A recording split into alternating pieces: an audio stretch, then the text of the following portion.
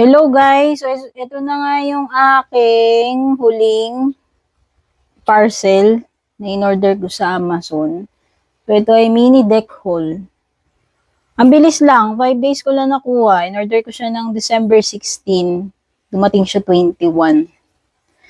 No, so totoo lang, ito lang talaga yung gusto ko doon na deck. Kaya lang kasi, para maka-avail ka ng free shipping. Higdagan ko na lang. Total, magagamit ko rin naman yan. So, buksan na natin. Saan na ba yung aking cutter? Wait lang. So, kung hindi ko makita yung cutter, guguntingin na lang natin.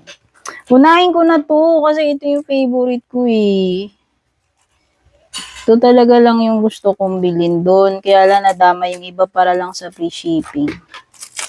Pero pinili ko pa rin naman yan. So, napaka-simple ng box niya actually. Napaka-cheap nung box na ginamit. Flip top box lang yan, madaling makupi. Hindi kagaya na itong dalawa matigas. So, dyan muna siya. Ito yung fairy tarot card. Sabihin na natin to para hindi makita sa eksena. So, ito muna. Ito kasi yung gusto ko, ayan siya. Fairy Tarot Cards, BWTY. Best wishes to you. Elven Tarot Card siya. Oo, yung team niya kasi Elven. Kaya ako natuwa. So, parang mga Legolas, Char-Char, ganun yung dating. So, AI generated to. Naniniwala ako. Pero yung iba snob sila sa mga AI generated decks. Ako hindi naman. Depende na lang talaga sa itsura. At saka may gilding siya, dai. O, wag ka. For magkano to? $16? Char. Siyempre, wag ka mag-expect dahil hindi naman ito talaga bonggacious. So, wala siyang guidebook. Kaya kung beginner ka, na aaralin mo pa lang yung pinaka-meaning ng bawat cards, hindi ko ito may sasuggest sa'yo. Pero nasa sa'yo pa rin kung gusto mo magkaroon ng ganito sa collection mo. Elven, okay? So, nakikita nyo naman, may edging siya, holographic. Green, almost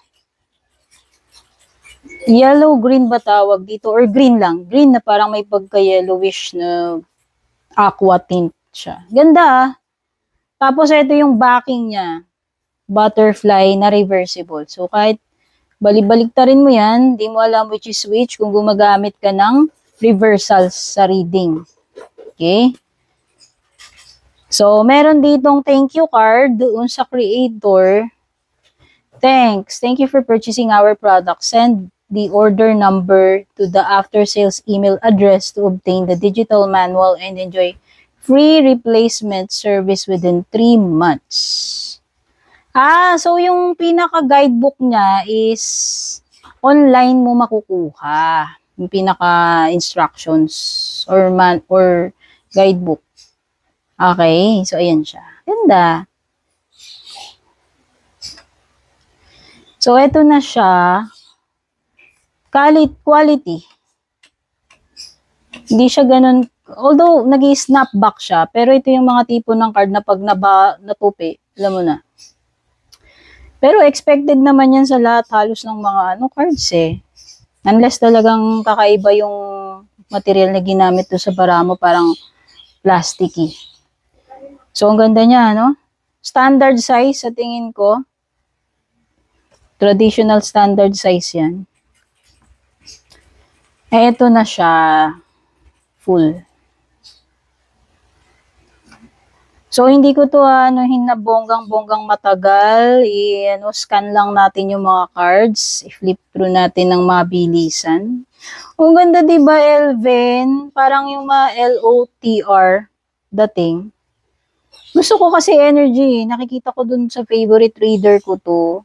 Kaya ako na-discover itong cards na to. At saka talagang hindi niya nilagay sa description anong deck yun. Kaya talagang sinearch ko pa.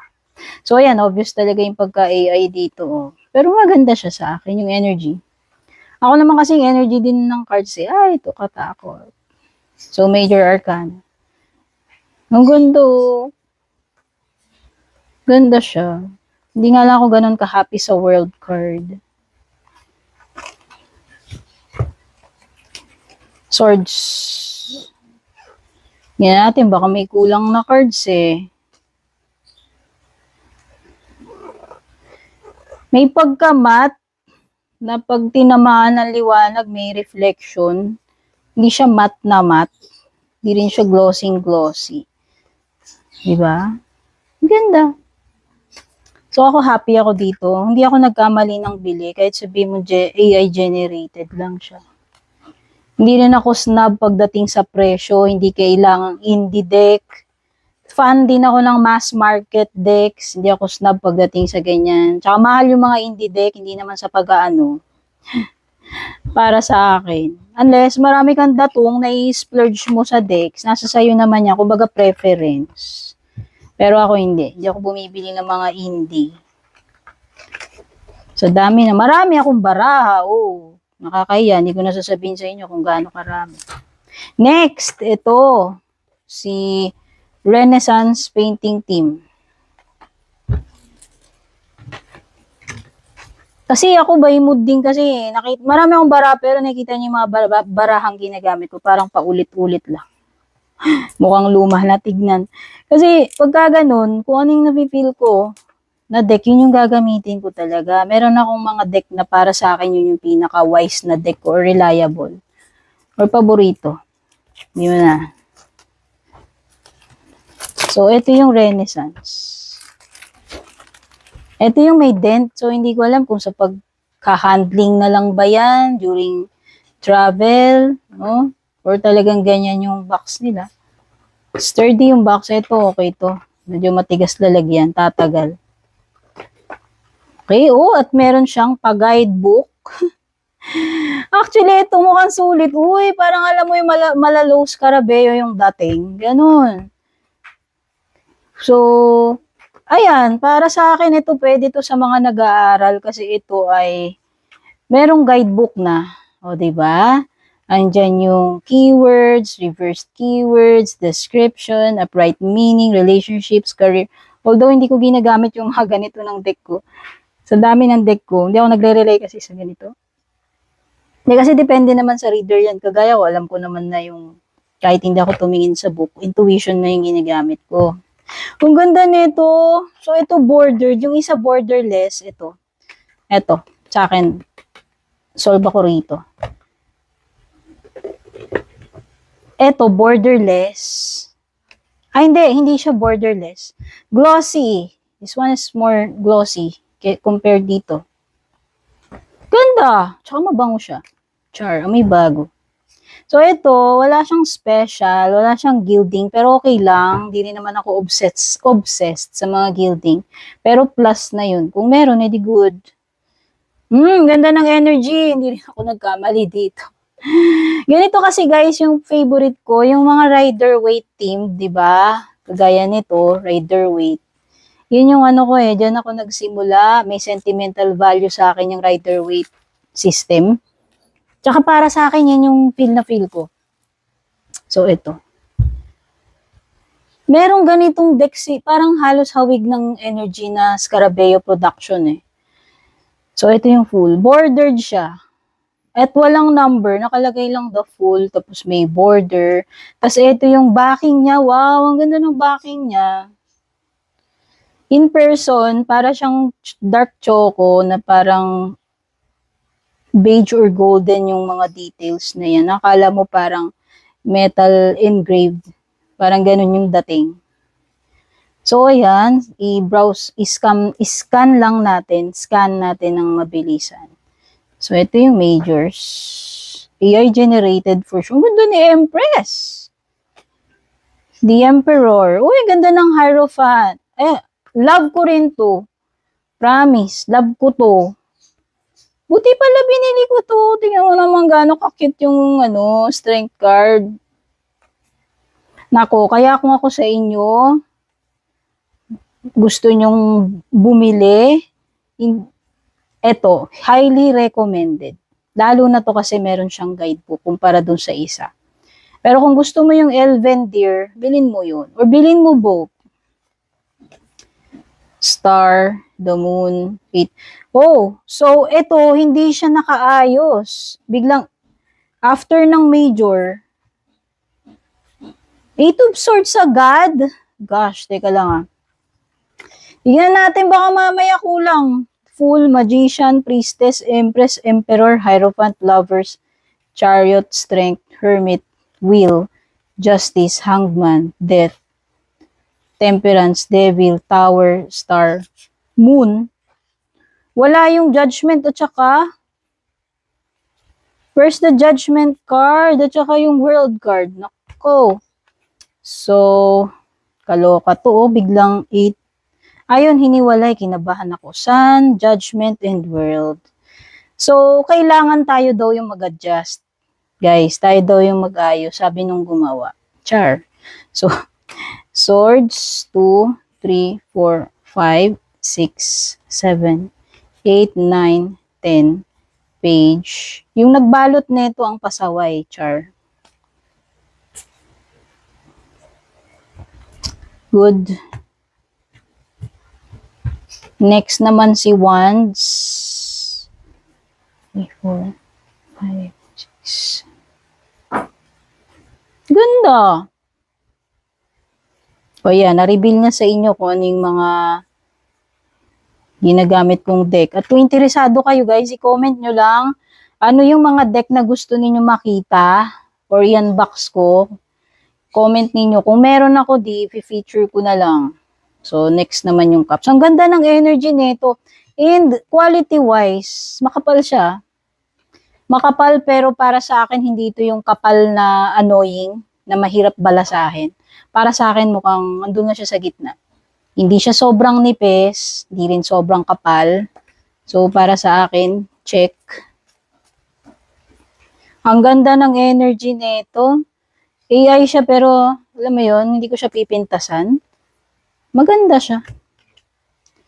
Everything about this deck para sa akin perfect. Pati yung backing niya, yung kapal. Okay lang, may guidebook ka pa, sturdy back. So, ano, lahat may check. Ang ganda ng energy, very crisp. Detailed ang mga images. Hindi naman siya overly artificial and hindi rin naman siya malayo doon sa rider weight. Kung ako tatanungin, para sa akin. So, yan yung Renaissance Painting Team Tarot. At lilipat na tayo doon sa last, which is ito.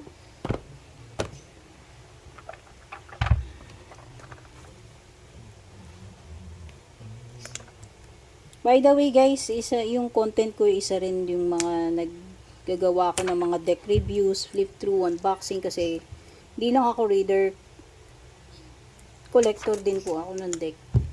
Although hindi naman ako mayaman para sabihin ko na maging collector ako, kung ano lang yung kaya kong i-collect. Kasi ginagamit ko rin naman yan sa gawain ko. So, ito na yung last deck natin sa ating deck mini haul sa Amazon. What's Gossip? Oracle. Mahilig din ako sa Oracle cards. At ito ay nasa cute hot pink na box. Sturdy. Hindi siya mahirap buksan. So, maganda na yung lalagyan ng cards mo. So, ito wala siyang guidebook. Okay? Ito yung backing niya. Kung ano yung nakalagay sa box niya, yun yung likod ng deck.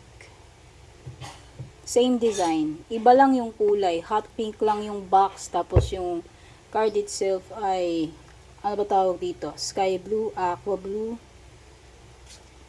Quality, kapal, cardboardy.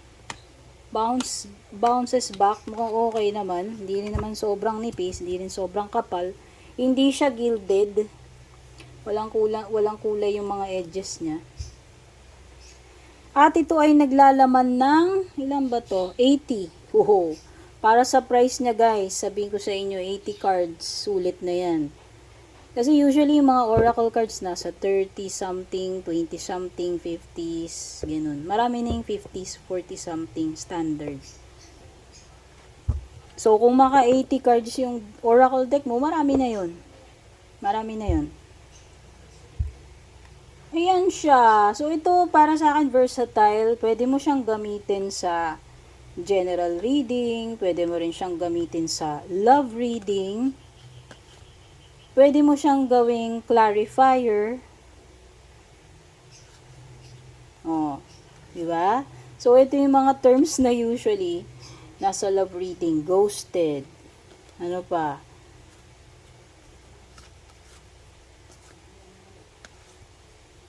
Pero pwedeng general reading to. Ayan, clickbait, toxic love, love bombs, red flags, breadcrumbing sa mga love reading yan, situationship.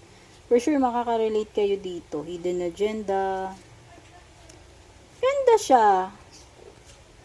Okay, gagawa na lang ako ng separate video para sa review, flip through ng bawat deck na ito. Ito ay ano lang, unboxing video ng ating mini deck haul. Pinakita ko lang sa inyo, at least may idea na kayo yung energy ng bawat deck, tsura ng cards, quality. Okay? Ganda! Like this, modern, quirky. So, yun. So far, ito na yung last deck na in-unbox natin. Dito sa aking Amazon. Lahat sila gusto ko. Lahat para sa akin, hindi ako nagkamali. Sulit, magagamit ko to. At gusto ko yung quality, yung images, yung energy.